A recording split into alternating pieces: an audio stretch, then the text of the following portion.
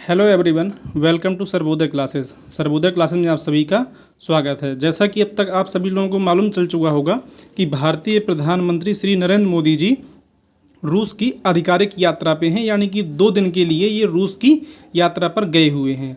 और अगर ये जानना चाहें कि किस वजह से गए हैं, तो भारत और रूस के बीच में जो एनुअल समिट होता है उसका 22वां सेशन जो है, इसमें हिस्सा लेने के लिए ये रूस की विजिट पर गए हैं। और दोनों देशों के बीच अगर इस समिट की शुरुआत की बात की जाए तो साल 2000 में इसकी शुरुआत की गई थी। और अगर हम लोग बात करें तो भारतीय प्रधानमंत्री यूक्रेन और रसिया की जो जंग स्टार्ट हुई थी उसके बाद ये पहला मौका होगा जब भारत के पीएम जो है वहाँ पर आधिकारिक यात्रा पे हैं। इससे पहले अगर देखा जाए तो साल 2019 में पीएम क्या है रूस गए थे। इस तरीके से कहा जाए तो टोटल 5 साल बाद क्या है ये भारतीय पीएम की क्या है आधिकारिक यात्रा है, राइट। अगर इसके अलावा हम लोग बात करें तो अभी रिसेंट में एक समिट देखने को मिली थी जिसको एससीओ समिट कहते हैं। तो एससीओ समिट के दौरान भी व्लादिमीर पुतिन से इनकी मुलाकात कहाँ पर, उज्बेकिस्तान की राजधानी में समरकंद में हुई थी, ठीक है। और 2023 में पुतिन को G20 समिट जो कि भारत ने होस्ट किया था उसमें इनवाइट किया गया था, लेकिन पुतिन यहाँ पर नहीं आए थे। जैसा कि आपको मालूम है कि यूक्रेन और रसिया के युद्ध के बाद रसिया जो है एकदम अलग पड़ चुका है। यहाँ पर वो आप एक आइकॉनिक इमेज देख सकते हैं जहाँ पर एससीओ समिट में PM Modi, Xi Jinping China की प्रेसिडेंट और यहाँ पर व्लादिमीर पुतिन, ये क्या है एससीओ की एक इमेज है, राइट। आगे अगर हम लोग देखें तो एक ऐसे समय में जब अमेरिका में जो नेटो है उसकी समिट स्टार्ट होने वाली है, तब भारतीय पीएम का रसिया का दौरा कहीं ना कहीं प्रश्न चिन्ह खड़ी करता है। और वेस्टर्न कंट्रीज़ जो है इंडिया की तरफ एक अजीब तरीके से देख सकती हैं, आप कह सकते हैं। तो ऐसे समय में भारतीय प्रधानमंत्री का यहाँ जाना, इसको लेकर के हालांकि जो विदेश मंत्रालय है भारत का उसने क्लियर कर दिया है कि जो नेटो समिट है उस चीज़ का भारतीय प्रधानमंत्री की विजिट से कोई लेना देना नहीं है, राइट। और मोदी का जो है रूस दौरा जो है वो नेटो समिट से किसी भी प्रकार से भी संबंधित नहीं है। ये पहले से क्या तय था उनका जाना, इसलिए वहाँ पर ये जा रहे हैं। क्योंकि आपको मालूम है कि रसिया पर बहुत हैवी सैंक्शन लगाए गए हैं, लगभग करीब 18,000 सैंक्शन इन पर लगाए गए हैं। और उसके बाद भी क्या है रसिया लगातार अभी भी सर्वाइव कर रहा है। ऐसे में वेस्टर्न कंट्री जितना दबाव बना सकती हैं उतना दबाव बनाने का प्रयास कर रही हैं।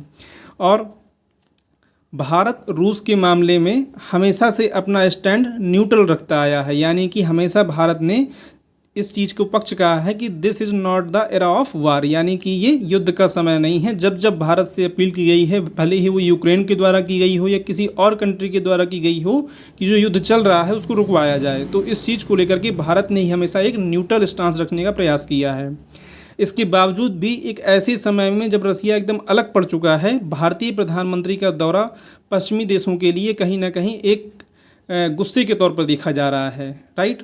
अब इसमें देखना ये होगा कि आगे क्या निकल के आता है। जैसा कि आपको बताया मैंने कि नेटो की समिट होने वाली है, उस समिट में जो बाइडन क्या बोलते हैं, क्या कोई प्रतिक्रिया निकल के आती है, ये देखना होगा आगे चल के।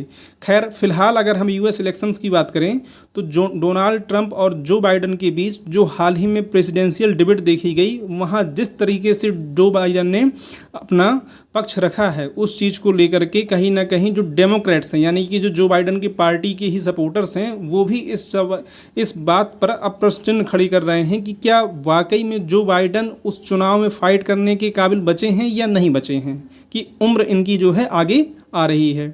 और कई लोग इस चीज़ को ही आगे मुद्दा बना करके उठा रहे हैं कि एक यंगर प्रेसिडेंट या प्रेसिडेंट सपोर्टर की क्या है ज़रूरत है। और इसमें एक नाम बहुत आगे निकल के आ रहा है जिसका नाम है कमला हैरिस, जो कि वाइस प्रेसिडेंट हैं, राइट। अब प्रश्न यहाँ पर यह भी उठता है कि आखिर ऑब्जेक्टिव क्या है, यानी कि भारतीय पीएम का रूस दौरा ऐसे समय में होना क्या दर्शाता है, किन चीज़ों को लेकर के आखिर मेन जो इसमें आउटकम्स हैं वो निकल के आ सकते हैं।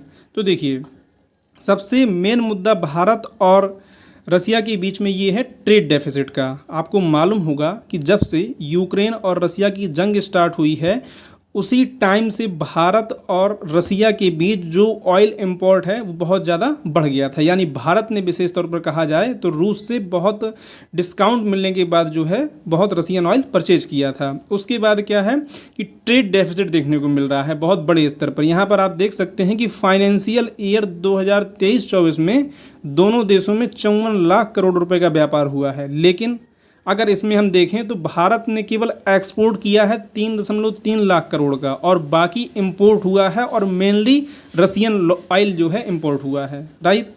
और इसके अलावा अगर देखें, ये भी एक क्या है मुद्दा है जो डिस्कस किया जाएगा। इसके अलावा साल 2018 में भारत ने रसिया से S-400 air defence system purchase करने की बात की थी, जिसको अगले 5 साल में डिलीवर किया जाना था। यानी कि 2018 से लेकर के 2023 तक इनको डिलीवर कर दिया जाना था।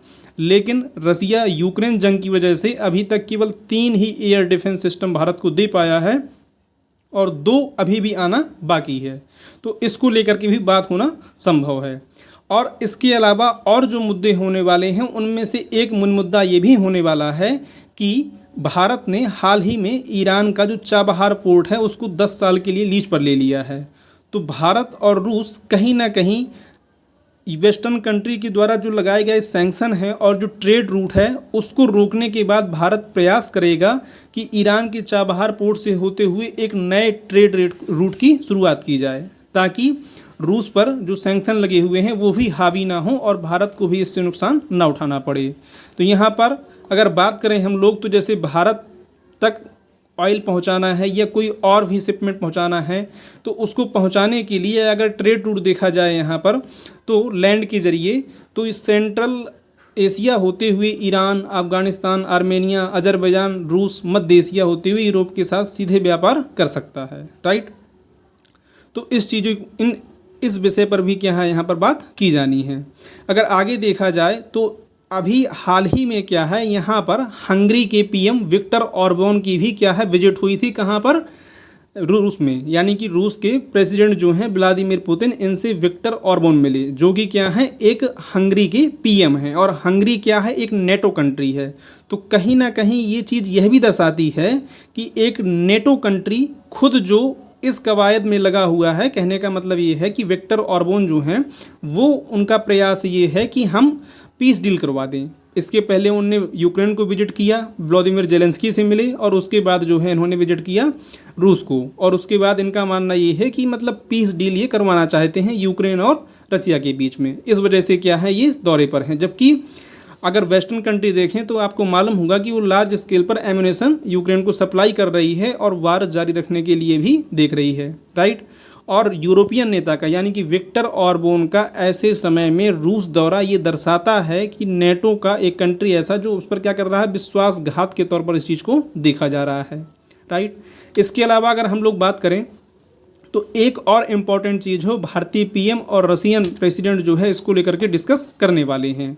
अगर उस चीज़ की बात करें तो आपको मालूम होगा कि भारत T-72 टैंक जिनका इस्तेमाल करता है वो रसिया की ही देन, यानी सोवियत संघ के टाइम 1916 में बनाए गए थे, और उसके बाद से 1970 के दशक में भारत ने इसको परचेज किया, जब भारत चाइना वार देखने को मिली उसके बाद, राइट। तो इनमें इस्तेमाल होने वाली जो मिसाइल्स हैं, या कह सकते हैं जो छोटे, इनको मैंगो मिसाइल के नाम जाना जाता है, यहाँ पर आप देख सकते हैं, तो इनको ही परचेज करने के बारे में बात हो सकती है। अब आपका प्रश्न यह आ सकता है कि आखिर ये करेंगे क्या, इनका क्या उपयोग होगा।